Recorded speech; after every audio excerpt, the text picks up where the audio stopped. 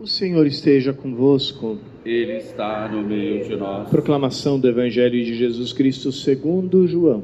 Glória a vós, Senhor. Naquele tempo disse Jesus à multidão: Eu sou o pão da vida. Quem vem a mim não terá mais fome, e quem crê em mim nunca mais terá sede. Eu, porém, vos disse que vós me vistes, mas não acreditais. Todos os que o Pai me confia virão a mim, e quando vierem, não os afastarei. Pois eu desci do céu não para fazer a minha vontade, mas a vontade daquele que me enviou. E esta é a vontade daquele que me enviou, que eu não perca nenhum daqueles que ele me deu, mas os ressuscite no último dia. Pois esta é a vontade do meu Pai, que toda pessoa que vê o Filho e crê nele tenha a vida eterna, e eu o ressuscitarei no último dia. Palavra da salvação. Glória a vós, Senhor. Queridos irmãos e irmãs, na primeira leitura a gente entende como vai se cumprindo o segundo grande mandato que Jesus deu aos seus discípulos. Jesus dá, dentro do seu mistério pascal, esses dois grandes mandatos.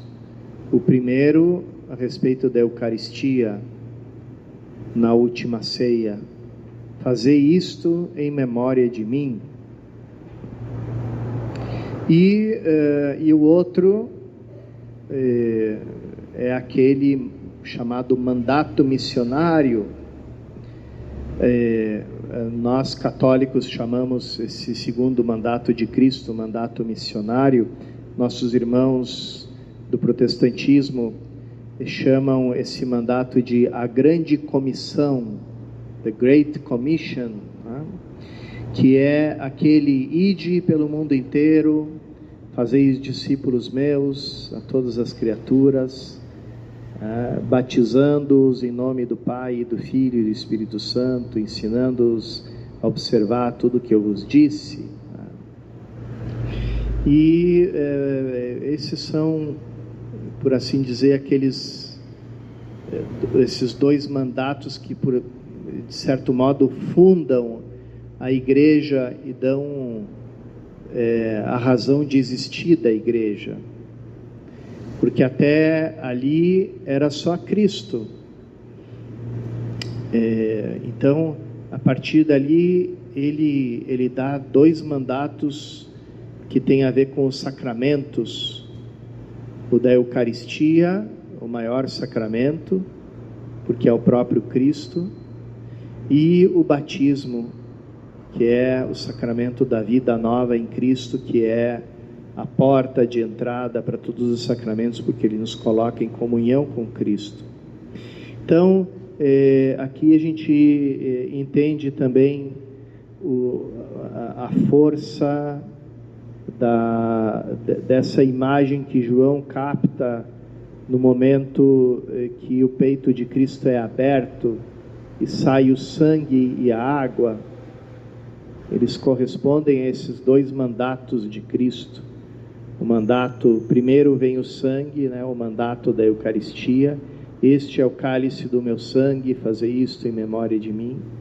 E depois vem a água, batizai a todos em nome do Pai, do Filho e do Espírito Santo. Sobre esse segundo mandato, os teólogos, os biblistas, eles fazem essa observação. No texto de Jesus, não tem duas ordens, tem uma só. A maneira como a gente traduz o texto, parece que Jesus está dando duas ordens. A primeira é: andem pelo mundo inteiro. Ou seja, mandando que os seus discípulos vão pelo mundo afora. E depois Jesus diz: batizem a todos, etc. Mas lendo o texto original, a gente descobre que não são duas ordens, é uma só. Porque o texto original diz assim: indo pelo mundo inteiro, batizem a todos. Então, como que Cristo dá por descontado que os discípulos vão andar pelo mundo inteiro. Não precisa ninguém mandar eles irem para o mundo inteiro. Eles vão sozinhos pelo mundo inteiro. E por que que os cristãos vão sozinhos pelo mundo inteiro? Porque eles são perseguidos. Então eles têm que ir de uma cidade para outra. Então é justamente a perseguição que leva os cristãos a não ficarem num lugar só, mas se espalharem. Os Atos dos Apóstolos contam isso. Depois da morte de Estevão, um dos 7 diáconos, ele morre apedrejado. A partir dali se desencadeia uma grande perseguição aos discípulos de Jesus. E por causa dessa perseguição, os discípulos vão se espalhando. Antes eles estavam todos concentrados em Jerusalém, então eles vão para as outras cidades, escapando da perseguição. E quando eles vão para outras cidades, ali eles pregam o Evangelho, e o Evangelho vai se espalhando pelo mundo inteiro. Então isso lembra aquela frase que muitos anos mais tarde diria um dos grandes escritores cristãos dos primeiros séculos, chamado Tertuliano, que dizia assim: vocês nos matam, vocês nos perseguem, vocês nos matam, e vocês não sabem que o sangue dos cristãos, o sangue dos mártires é uma semente. Então vocês acham que estão derramando o nosso sangue, mas na verdade vocês estão nos semeando pelo mundo inteiro. Então essa é a forma como a fé cristã se expande no mundo inteiro, muitas vezes através da perseguição.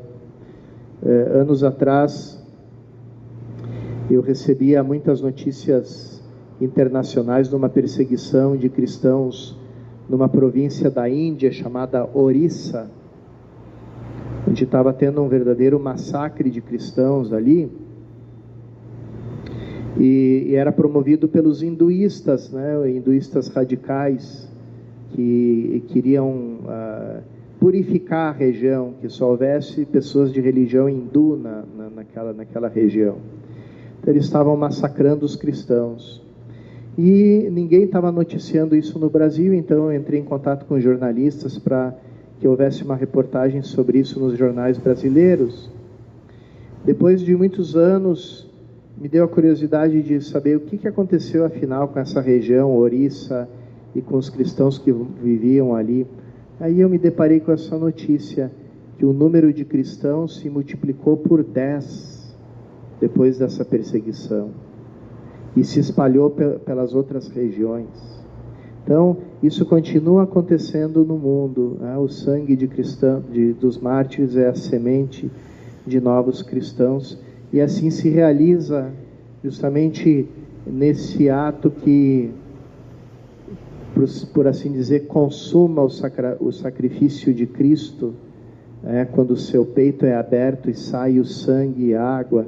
Então é sempre por meio desse sacrifício, dessa aparente derrota, que a igreja, através desses 2 pilares, sacramentos que são pilares da vida da igreja, o batismo e a Eucaristia, vão dando origem e fazendo nascer novos cristãos. Por isso, irmãos e irmãs, vamos pedir nessa Eucaristia que o Senhor nos dê essa fortaleza do mártir, para a gente testemunhar a nossa fé no dia a dia, sempre alimentados por essa água pura, do qual nós nos tornamos fonte desde o dia do nosso batismo, e pelo corpo e sangue de Cristo, na Eucaristia que vai nos tornando cada vez mais membros do seu corpo.